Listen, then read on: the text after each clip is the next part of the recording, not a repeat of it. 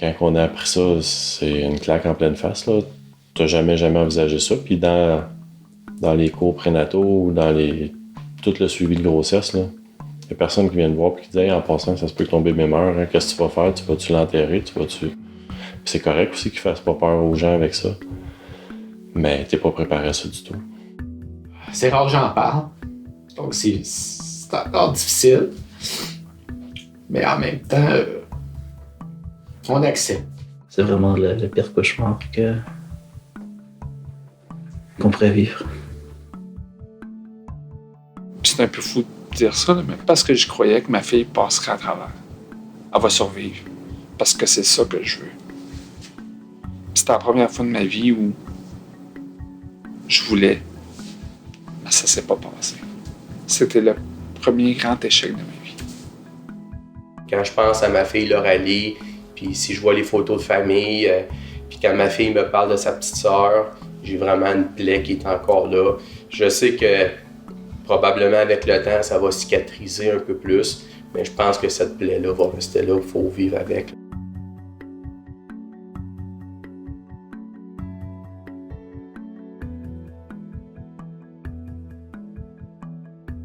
Ma conjointe depuis la bercée, ma belle-mère. Moi, j'ai pas été capable. Je l'ai eu sur moi à peu près 2 minutes.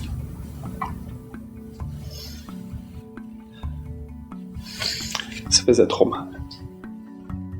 J'ai perdu totalement le contrôle de mes émotions. C'était comme si on m'arrachait quelque chose. Il y avait un vide, c'était soutenant. La sage-femme qui a donné naissance en lien avec un docteur sont sortis, puis j'ai demandé si c'était correct, puis ils ont dit, le docteur s'est haché la tête, puis j'ai demandé si c'était morte, puis il a dit oui. Puis j'ai pas mal effondré. À la 24e semaine, la décision devait être prise si on arrêtait ou on continuait. Mais l'avis des médecins, on devait arrêter parce qu'il se développait pas. Fait. Il était pas viable. C'était pas viable. Donc c'est comme ça qu'on a pris la décision. Plus difficile pour la conjointe parce qu'elle doit donner naissance à un enfant que tu vas lui dire adieu. Ça a vraiment pas été facile parce que cet enfant-là, il était vraiment désiré. Puis on a beaucoup pesé le pour puis le contre puis tout ça. Puis on a décidé pour la qualité de vie de l'enfant qu'on interrompait la grossesse. C'était une grossesse parfaite, là, tout allait bien. Puis à 36 semaines au rendez-vous, il n'y avait plus de cœur. Fait que c'était une petite fille. Là. On ne le savait pas à ce moment-là, mais c'était une petite fille. Fait qu'on a appris là son décès. T'es pas préparé à ça. Faut que tu décides, tu fais-tu des funérailles, tu fais quoi pour l'accouchement, provoquer césarienne. Fait que tu tombes dans une multitude de prises de décisions que tu dois faire, que t'es pas préparé, que t'as jamais envisagé. Le gros vide, c'est quand tu pars de l'hôpital, pas de siège de bébé, puis t'arrives à la maison, il n'y a pas de bébé qui pleure, il n'y a plus de bébé dans le ventre à ta femme. C'est là que ça frappe plus, là.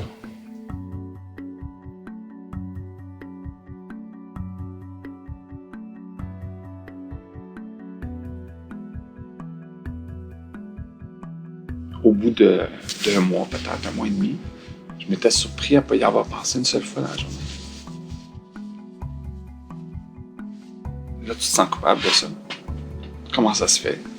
Puis tu comprends pas que le deuil, c'est ça. Là, que tu as des bonnes journées, puis tu as des moins bonnes journées, puis tu as des bonnes journées. Tu peux avoir 2-3 bonnes journées, mais tu peux avoir 5 mauvaises journées en ligne. Tout dépendant des moments, des souvenirs, etc.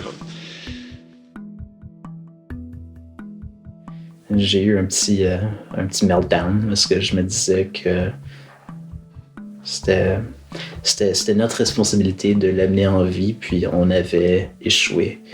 Puis ça me faisait sentir comme si j'avais tellement aucun contrôle sur ce qui se passait dans la vie. Moi, j'ai peut-être essayé d'éviter le sujet.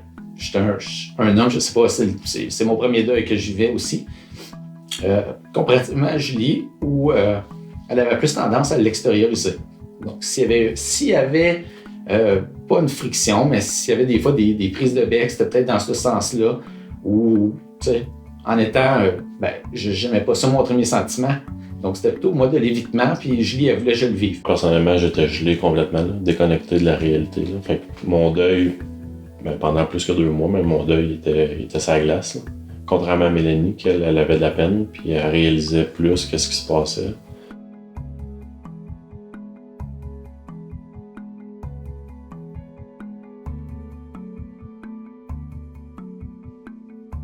Moi, j'ai juste baissé la tête.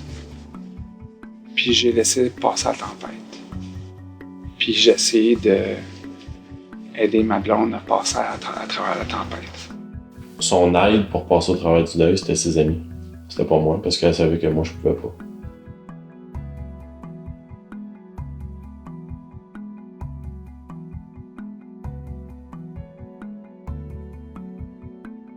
Mon corps a réagi physiquement à l'anxiété, comme j'ai dit, des crises de panique durant la nuit, des choses comme ça que j'ai jamais fait de ma vie et que je comprenais pas qu'est-ce qui se passait.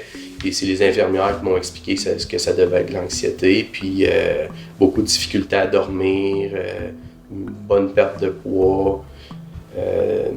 Aussi, vers le mois de novembre, j'avais même plus le goût de faire des choses que j'aime d'habitude. Là. Mon énergie était vraiment, vraiment basse. Je faisais juste dormir. Ça allait pas super bien. Là. Moi, j'ai fait une dépression majeure. Puis, tu sais, la dépression, t'en entends parler dans ta vie, mais tant que tu le vis pas, tu sais pas c'est quoi. Là. Puis c'est un shutdown du corps. Là. La dépression, c'est pas juste dans la tête. Là. Moi, j'étais plus capable de me laver puis de manger. Là. C'était... En fait, je me levais pas, là, parce que je restais couché toute la journée, mais mon défi quotidien, là, c'était de prendre une douche puis de manger. Là. Faire une toast au beurre d'arachide, là, c'était grosse journée aujourd'hui. Là.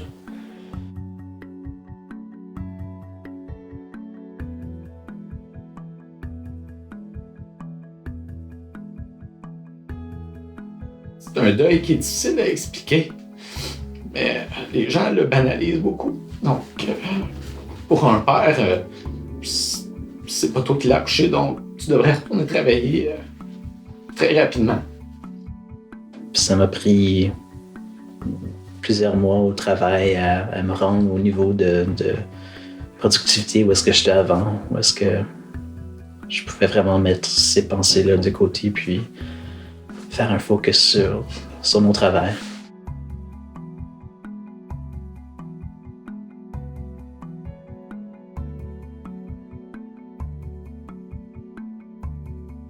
On s'est beaucoup respecté dans la façon que l'un et l'autre vivaient ça. Puis on vit pas le deuil de la même façon, hein. Évidemment, un homme et une femme. Mais on est restés vraiment un à côté de l'autre. T'es pas tout seul, je suis pas tout seul. Puis parle-moi. Puis fais pas semblant. Là. Dis-moi, là, maintenant, là. Pas tantôt, là. Maintenant, comment tu te sens? Il y a une crise, là? OK, pense-en. Et ça nous a permis de passer au travail. Maintenant, après plus que 2 ans, c'est sûr que ça nous a rapproché à un niveau qu'on n'aurait pas pu imaginer. Puis on essaie de se rappeler assez fréquemment que si on peut vivre une expérience comme ça, si on peut vivre le pire que la vie a à nous amener, puis d'en ressortir encore plus fort, on est bien positionné pour le reste de la vie. Bon, on en a perdu une, mais on avait une autre à la maison. Puis elle avait tous les droits de demander d'avoir une vie normale.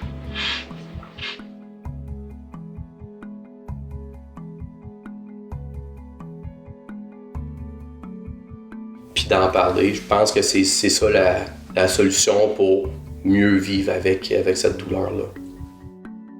Fais juste m'écouter, dans le fond. Là. Je cherche pas à me consoler. Laisse-moi aller. C'était ça. C'était vraiment comme... Là, j'ai juste besoin de le dire. Sens-toi pas mal de pas trouver les mots. C'est ça, je pense, qui crée aussi un malaise. Les gens ne savent pas quoi dire. Puis comme je disais tantôt, qu'est-ce que tu peux dire? Moi, je l'ai vécu, là, puis je savais pas quoi dire avant. Puis ça s'explique à peu près pas. Ça se vit.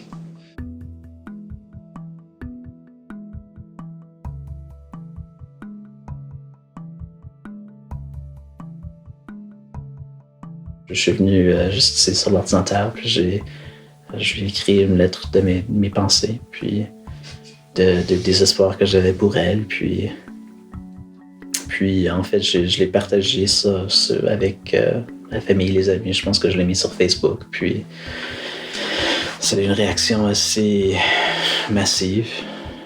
Et puis,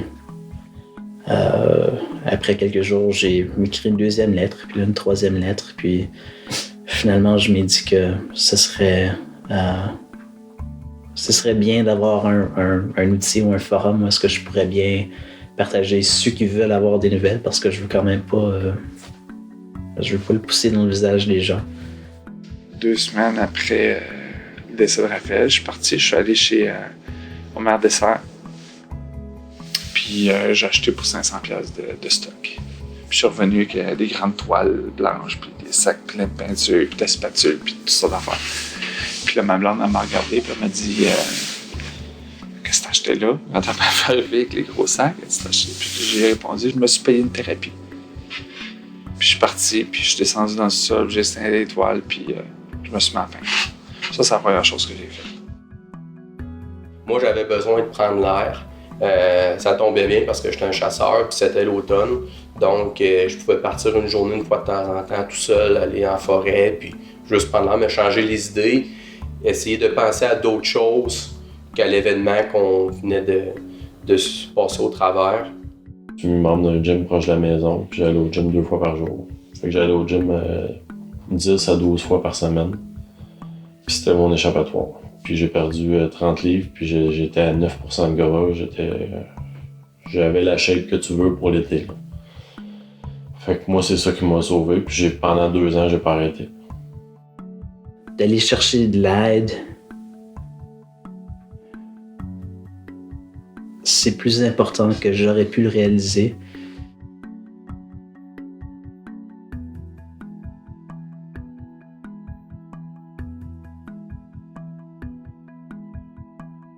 Et j'aurais jamais un point dans ma vie que je peux envisager où est-ce que je pourrais juste enlever les photos de ma maison ou faire semblant comme si elle n'était pas là. T'sais, on a comme appris comment fragile que c'était la vie. Là. Ça m'a changé assez drastiquement. Je sais pas si égoïste est le bon mot, mais je suis beaucoup plus centré sur mes besoins puis les besoins de ma famille immédiate. On voit plus la vie de la même façon. Il y a une petite joie de vivre qui est plus là. Ça m'a changé. Je suis plus émotif que j'étais. Je suis beaucoup moins naïf. Pour honorer nos enfants, c'était vraiment à nous de rendre leur existence quelque chose de positif. Et puis je pense que c'est vraiment le challenge que moi j'ai trouvé qui m'a beaucoup aidé. On va adopter un petit garçon de la Corée du Sud qui s'appelle Yuan. Notre famille va s'agrandir, mais d'une manière un peu moins traditionnelle. Le pire là-dedans, c'est qu'on survit à ça. Au moment où on le vit, on pense qu'on ne survivra pas à ça. On pense que ça fait trop mal, que c'est la fin du monde. Puis c'est la fin du monde. Mais il y a une résilience en chaque personne qui fait en sorte qu'on y survit. On passe à travers. Puis quand on est en crise, on ne voit pas ça. On voit juste la crise, puis on voit juste le bout de notre nez. Mais oui, on survit à ça. T'sais, si on veut des enfants, c'est pas cette épreuve-là qui devrait nous arrêter. je pense d'en avoir un ou deux, ou peu importe comment les gens en veulent, au moins de vivre une grossesse, ça se finit pas toujours comme ça. D'en vouloir, puis de toujours s'accrocher à notre rêve d'en avoir des enfants.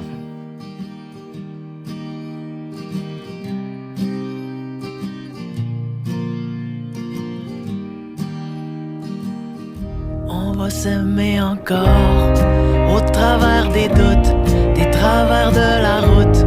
Et de plus en plus fort, on va s'aimer encore, au travers des bons coups, au travers des déboires. À la vie, à la mort, on va s'aimer encore.